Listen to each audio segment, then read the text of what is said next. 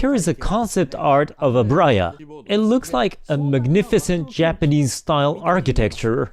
The lower half of the building is made of concrete. Miyazaki calls this building quasi-Western style. It's not a Japanese-style architecture, but a fake version made of concrete. This is Miyazaki's intensive message, which tells us how this style also signifies the technology of Japanese animation. I'll talk about the mystery of ABURAYA and Ghibli. Here is a concept art of ABURAYA, where Chihiro gets sent to, or works at. It looks like a magnificent Japanese-style architecture. However, if you look closely, this lower half is made of concrete. The upper half looks gorgeous, but the only part that's gorgeous, well, is the penthouse of Yubaba, which looks so cool. This is like the captain's cabin of an old sailing ship, or the one in Space Pirate Captain Harlock, where only the captain's cabin is gorgeously designed. This part looks so beautiful, but in fact, the place where the guests drink and play is limited to a very narrow space around here, and all other luxurious area are parts of Yubaba's penthouse. In the initial plan, do you see how there's something sticking out over here? It actually says toilet, and it's non-flush toilet. By having a toilet in this location and the poo or pee fall from here all the way down to the ground. Now let's see how it looks like from the side. So this is also an image board that Miyazaki drew in the early stage.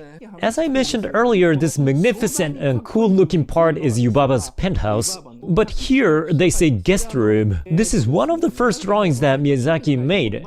It doesn't have Yubaba's gorgeous penthouse yet. The lower half of the building is made of concrete, as I said before.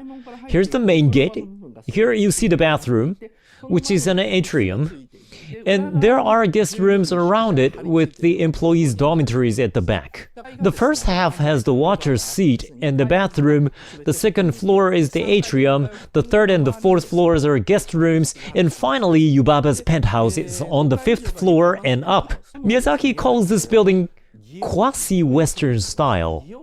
It's a terminology of architecture, and quasi means to simulate. What it means is that, as you can see from the huge boiler house below, as I said earlier, this is made of concrete.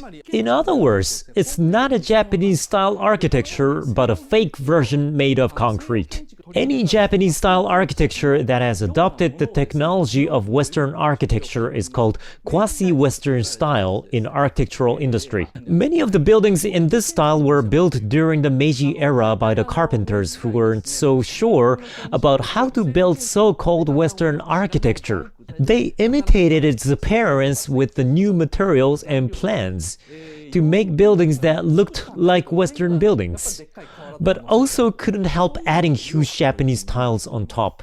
So that's how this style started. But this is Miyazaki's intensive message, which tells us how this style also signifies the technology of Japanese animation, because Japanese animation is only an imitation of Western art form that Disney and others started, with an addition of superficial decoration in Japanese aesthetics. Miyazaki himself often says that all today's Japanese animation do is to decorate what the West has started with its own aesthetics.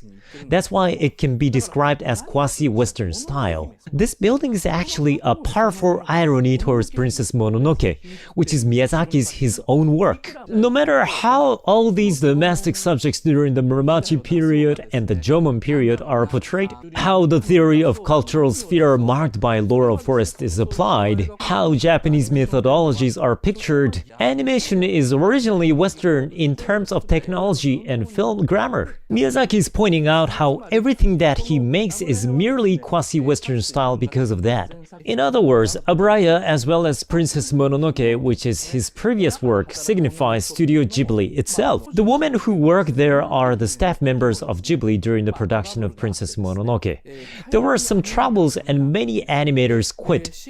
Then the majority of the newcomers were females. At one point, people said, oh, there are only girls working for Ghibli, because they consisted mostly of new female employees. By collecting all those female animators, Yubaba, or the producer Suzuki, commanded that the next movie had to be a hit.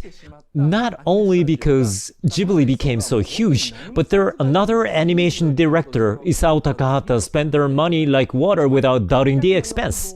So they had to make anime that satisfy the audience's desires with these female animators, just like having female employees work in a quasi-Western style architecture to satisfy the desires of the customers.